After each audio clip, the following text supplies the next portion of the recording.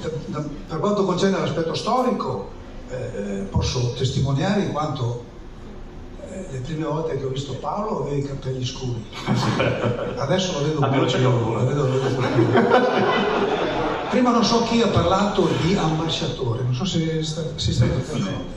Beh, io mi sento onorato di rappresentare, di essere l'ambasciatore. Come penso di interpretare un vostro pensiero? Sicuramente essere ambasciatore della Diachem è una cosa importante, almeno a mio avviso.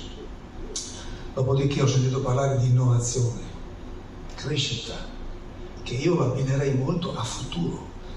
Mancava un po' il discorso futuristico, però a mio avviso innovazione e crescita, possiamo parlare di futuro soprattutto anche per noi, cioè il fatto che Diachem innovi in questo modo, ci porta innovazione anche nelle nostre realtà, è un discorso che dà futuro, darà sicuramente futuro anche a noi.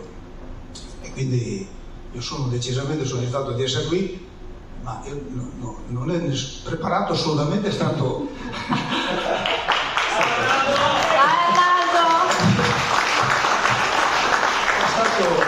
Pedrazzini è detto il Pedrazzo, chiamarlo pure il Pedrazzo, e quindi mi fa molto piacere che Diachem, insomma, ci sia questo rinnovamento, ben venga e avanti così. Grazie. Grazie Fernando, grazie.